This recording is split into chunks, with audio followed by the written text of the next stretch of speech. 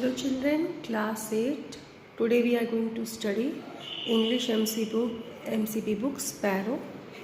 It is of class 8. In this we are going to continue with the chapter John Keats, a biographical account. I had explained you this chapter. It was page number 87, which I explained you in the last class.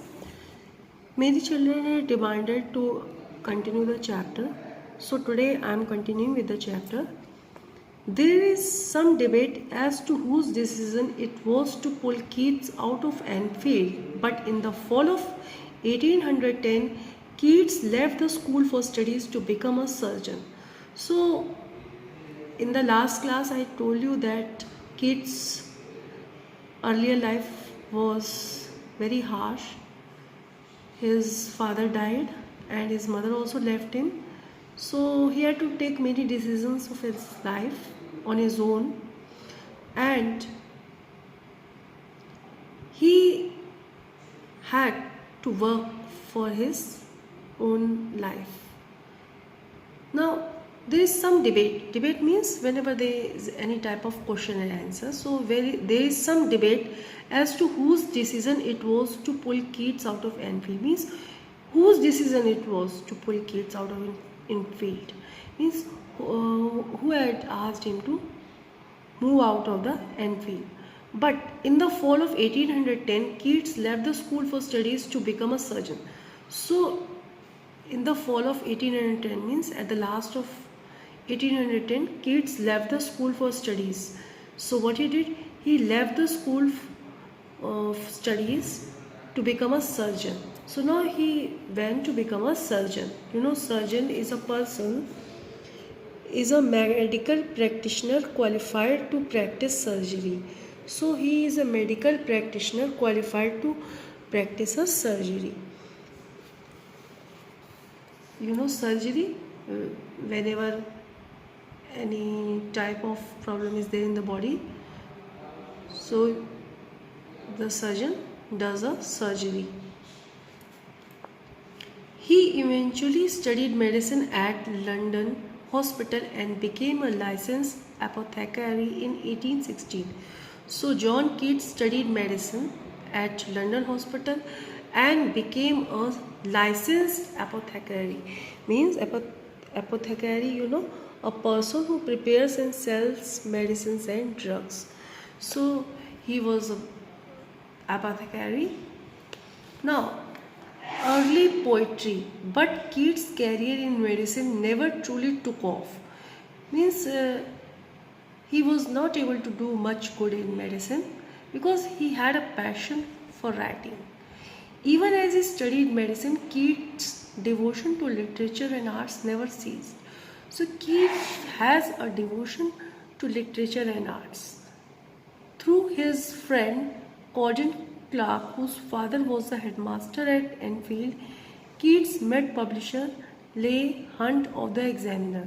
So through his friend Cogden Clark, so his friend was Cogden Clark and his father was the headmaster of Enfield. Keats met publisher. What was the name of the publisher? Leigh Hunt of the Examiner. Hunt's radicalism and biting pen had landed him in prison in 1813 for libelling prince. So Hunt's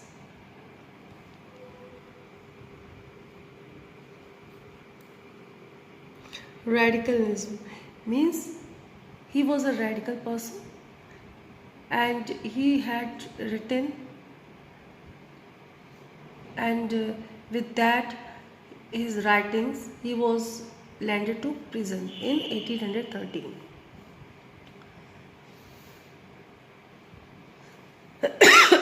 Sorry.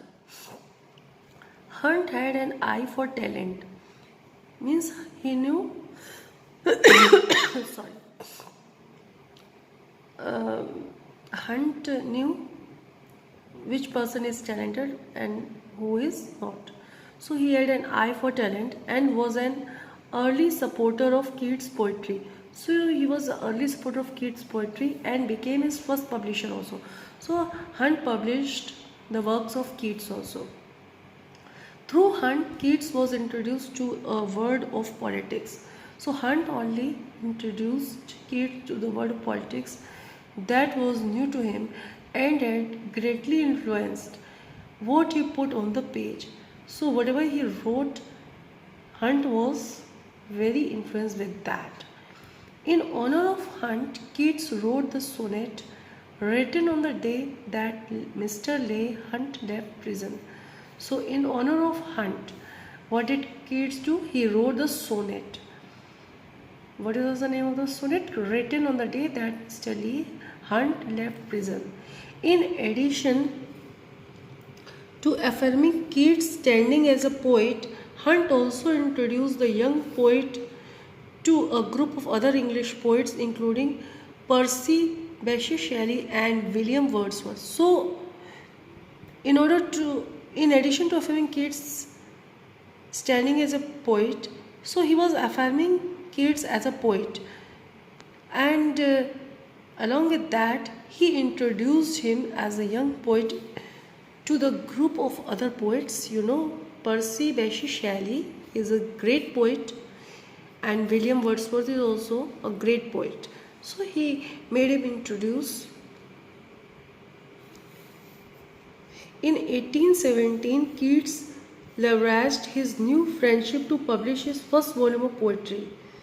So in 1817, Keats leveraged his new friendships.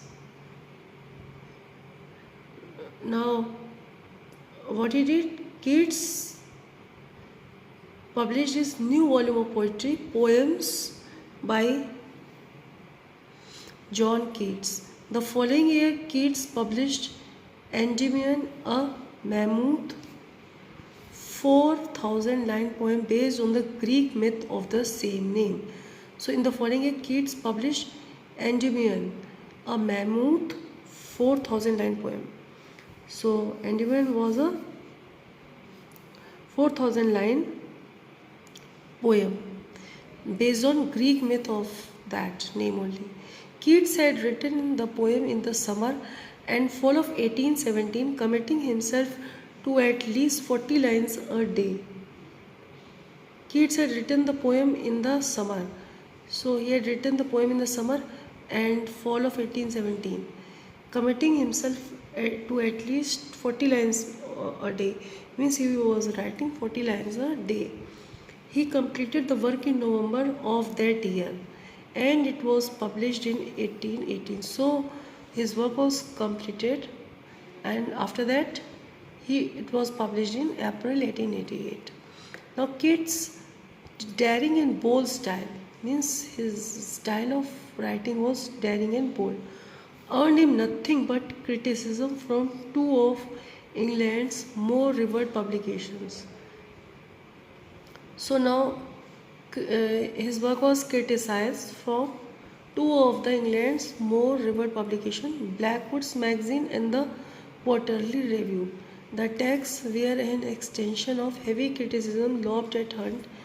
So the attacks were an extension of heavy, means he faced heavy criticism. Lobbed means thrown at Hunt. And his cadre of young poets.